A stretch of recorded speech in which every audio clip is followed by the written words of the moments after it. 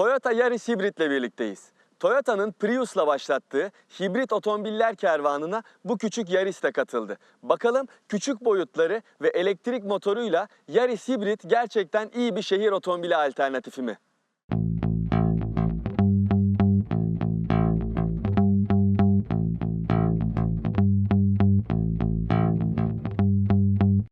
Daha geniş hava girişli ve otomobili çok daha agresif bakışlı gösteren ön tampon, mavi Toyota logoları ve hibrit yazıları otomobilin dışındaki başlıca farklılıklar.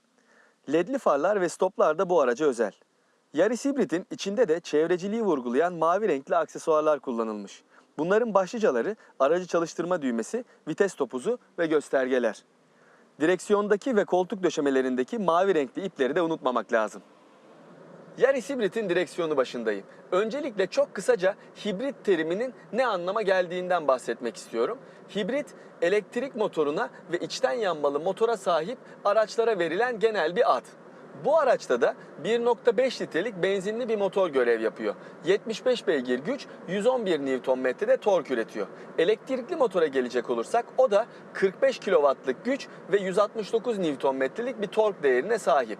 Kafanız fazla karışmasın, genel anlamda sistemin ürettiği güç 100 beygir olarak geçiyor. Bu güç ön tekerleklere sürekli değişken oranlı CVT şanzıman vasıtasıyla aktarılıyor. Yaris Hibrit'in kadranı diğer standart Yaris'lerden daha farklı. Burada devir saati yerine hibrit sistemin çalışmasını gösteren bir gösterge mevcut. Normal sürüş esnasında ibre ekoda duruyor. Ama ayağınızı gazdan çektiğinizde veya fren yaptığınız zaman tekerleklerden kazanılan kinetik enerji pilleri dolduruyor. Yani şarj ediyor. Sürekli dolup boşalan pilleri buradaki ana ekrandan takip edebiliyorsunuz. Bu bence oyun gibi ve gerçekten sürüşü biraz daha keyifli hale getiriyor.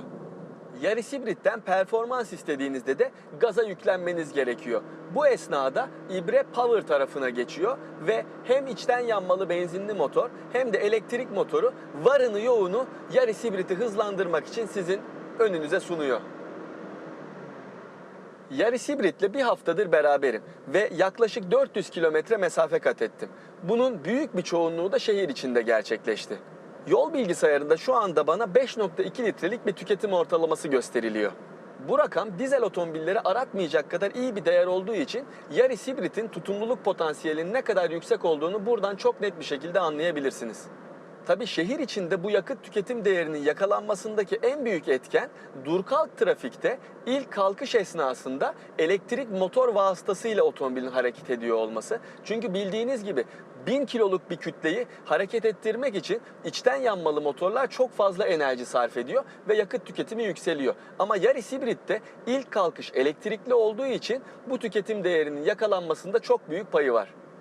Bataryalar yeterli doluluktayken EV modunu seçip tamamen elektrikli olarak da bu otomobille gidiyorsunuz. Ama çok fazla mesafe kat edemeyeceğinizi bilmenizde fayda var.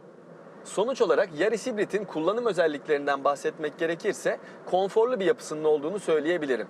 Çok kolay bir şekilde bu aracı kullanıyorsunuz. Direksiyon sistemi yumuşak, hislilik konusunda çok bir şey beklememek lazım ama iyi. Süspansiyonları da yeterli konforu sunuyor. Yaris Hibrit sınıfının performans beklentilerini karşılarken dizelleri aratmayacak tutumluluk potansiyeliyle de dikkat çekiyor.